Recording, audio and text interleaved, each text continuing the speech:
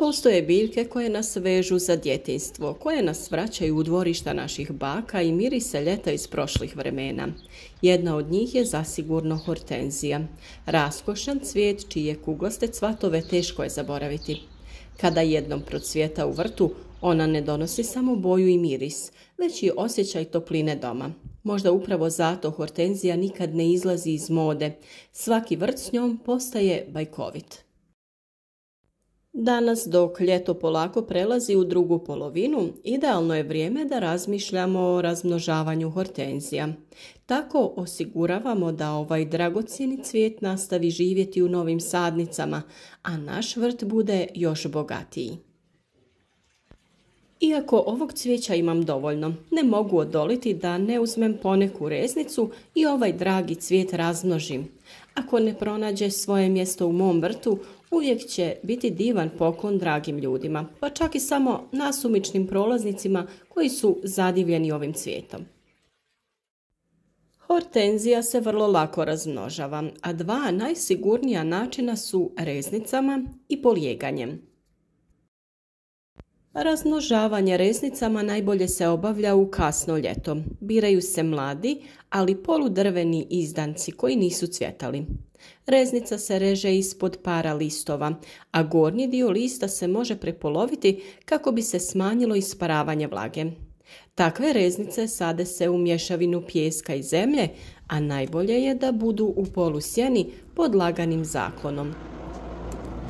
Redovno zalijevanje i vlažno tlo pomoći će im da brzo puste korijen. Za nekoliko sedmica dobivamo mlade biljke koje će narednih godina krasiti naš vrt. Razmnožavanje polijeganjem podrazumijeva savijanje niskog izbojka prema zemlji, njegovo pričvršćivanje i lagano prekrivanje zemljom. Na mjestu dodira sa tlom izdanak će pustiti korijenje. Nakon što se dobro ukorijeni, može se odvojiti od matične biljke i presaditi. Ovo je metoda koju posebno vole početnici jer daje gotovo siguran rezultat. A sada da kažemo nešto općenito o uzgoju i prihrani hortenzija. One vole polusjenovita mjesta zaklonjena od jakog sunca i vjetra. Iako mogu rasti i na sunčanijim pozicijama, ali tada zahtijevaju obilno i redovno zalijevanje. Njihovo ime ipak dolazi od riječi hidro, što već otkriva da su biljke koje vole vodu. Tlo za hortenzije treba biti bogato humusom i blago kiselo.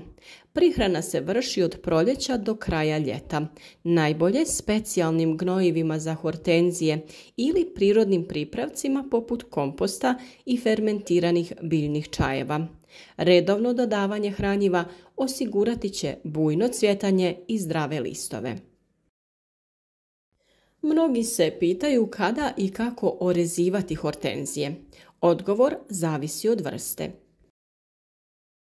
Neke vrste cvjetaju na prošlogodišnjim, a neke na ovogodišnjim izdancima. Upravo zato se hortenzije orezuju u različito vrijeme, ali o tome ćemo govoriti detaljnije u posebnom videu posvećenom samo toj temi kada za to dođe vrijeme. Ono što sada trebate zapamtiti jeste da je važno razlikovati vrste, jer nepravilno orezivanje može značiti da ostanete bez cvijeća iduće sezone. Jedna od najzanimljivijih pojava kod hortenzija je promjena boje njihovih cvjetova. Tlo u kojem rastu igra presudnu ulogu. Ako je kiselo, cvjetovi će poprimiti plavu boju, a ako je alkalno, dobiti ćemo ružičaste nijanse cvjetova. Dodavanjem aluminijum sulfata u tlo može se postići plava boja, dok dodavanje vapna naginje ka ružičastim tonovima. Kod ovog cvijeća ovo je svojevrsna čarolija u vrtu. Imati jednu biljku koja može mijenjati izgled zavisno od sastava tla. Na primjer, ako imate više hortenzija jednih kraj drugih, poput neke žive ukrasne ograde, možete prihranom tla utjecati na kiselost, te na taj način svaka hortenzija može imati drugačiju nijansu boje cvjetova. Dodajte malo šarenila svom vrtu. Hortenzija nije samo biljka, ona je nekakav simbol topline, ljeta i ljepote koja povezuje generacije.